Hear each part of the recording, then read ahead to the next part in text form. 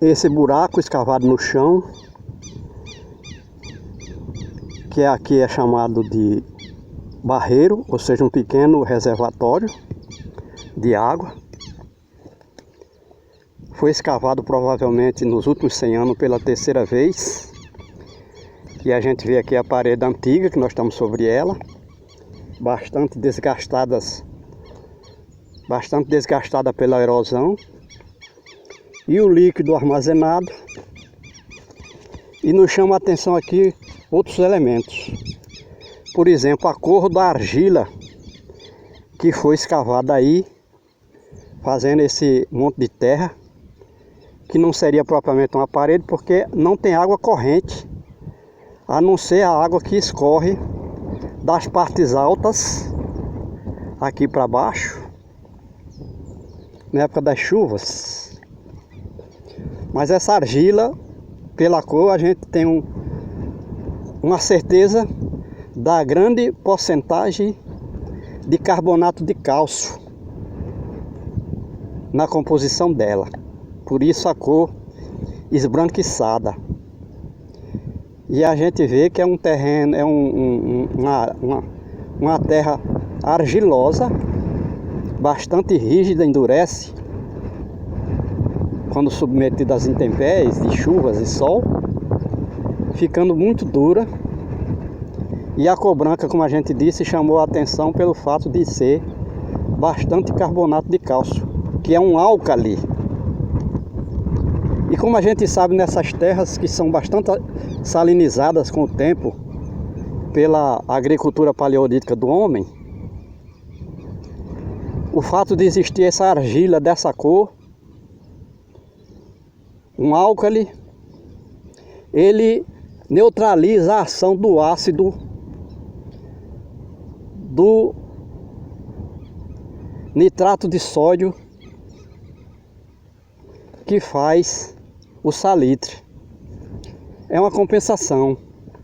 Aí a gente pode dizer, e essa água que veio da chuva, que escorreu dos altos, onde não existe o salitre, chegou aqui num terreno favorável à salinização pelo fato da existência de uma agricultura paleolítica durante mais de 200 anos nessa área, com as queimadas de madeira verde, e aqui uma vegetação exuberante de grande porte existiu, mas pelo fato de existir o carbonato de cálcio nessas condições, nessa quantidade, nesse volume, nessa porcentagem, e o fato de correr água de cima dos riachos, dos altos, sem contato com o salitre, pode nos permitir dizer que essa água não é salinizada. E a gente vê que não é por conta dos vegetais que nascem aí, porque se fosse salinizado, esses vegetais que a gente está vendo aí, que é comum na água doce, não existiria aqui. Então isso é bom. O homem infelizmente não tinha como fazer um reservatório maior, porque como a gente disse, não tem nenhum riacho aí para trazer água corrente das chuvas. E essa água provavelmente escorreu muito lentamente nos altos, nesse terreno ainda que tem algum solo, que vai absorvendo a água da chuva, lentamente e pouca, mas não poderia ser maior. A gente vê que não existe nem sangradouro nesse assunto, porque jamais ele sangrou durante a sua existência, porque não tem água suficiente para que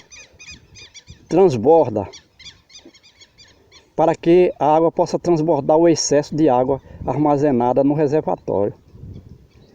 Mas é uma situação que a gente mostra que a própria natureza se encarregou de neutralizar a ação do homem, que transformaria esse ambiente em um ambiente hostil por conta da presença principalmente do nitrato de sódio, que é o salitre, que inviabiliza a geração de massa orgânica vegetal e, consequentemente, não tem elementos da fauna, porque não teria o básico da alimentação dos seres vivos do reino animal, que seria o reino vegetal. Aqui está o reino vegetal na sua exuberância total nessa água que a gente repete. Diferente de outras águas que tem aqui nessa área, é água doce. O que é bom para a vida, já que nós, fora dos oceanos, nós que vivemos fora dos oceanos, nas chamadas terras emersas, somos seres vivos de água doce.